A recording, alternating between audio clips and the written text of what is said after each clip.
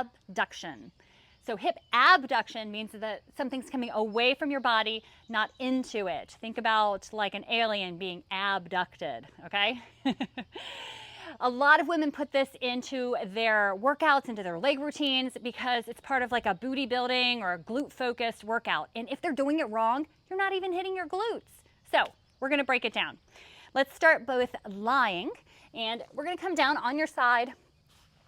And so for the abduction, basically what we're really trying to do is hit the top of your glute. So that glute medius, minimus, right at the top. And the adduction is the lift, and it's coming up and away from your body and then coming back down. So common mistakes with this exercise are that people don't keep good alignment. So you're letting your hip open up, you're letting your toe come upward.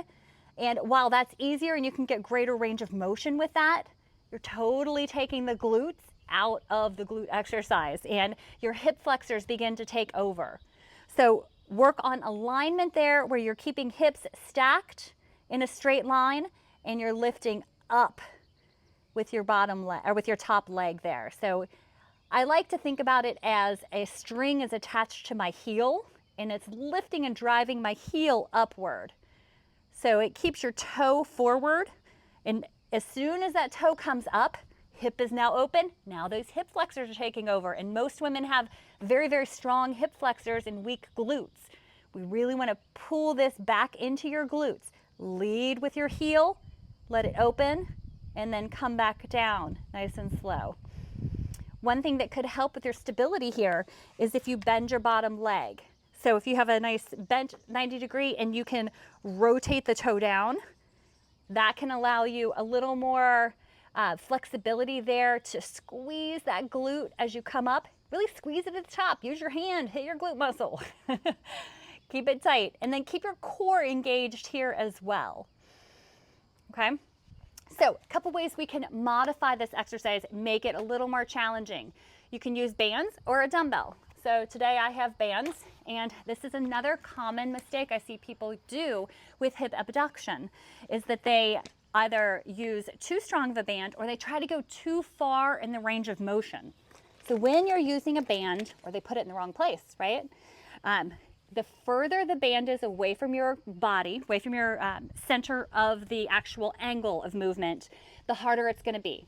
So you can have the band at your knees and never right on the joint, but over right at the base of your quadricep here.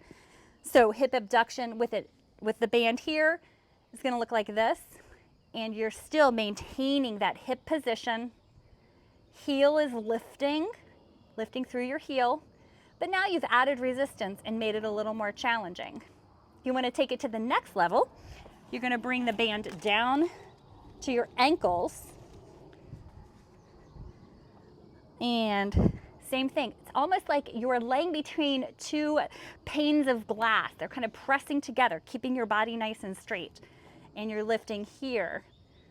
Okay, so this is going to be a little more challenging because the weight is the resistance is further down away from that angle. And I even did that on the last one. You tend to let those hip flexors take over.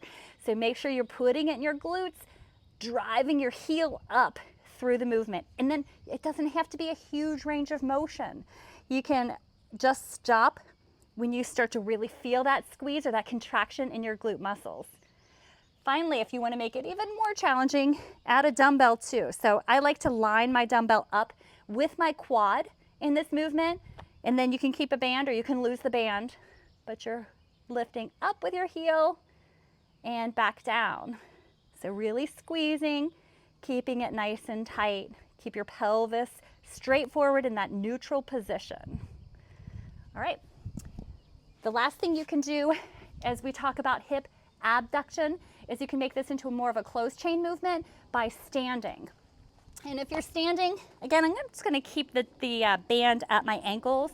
But if you're doing a standing hip abduction, you're lifting up nice and tall, and you're lifting again with that heel, driving it and staying in one straight plane. Watch your balance. but you're lifting up and out to the side in a controlled manner. So internally rotate your toe, don't let it open. Again, here goes hip flexor, right? Keep it in your butt, keep it in the glute. Lift up and squeezing out and back in.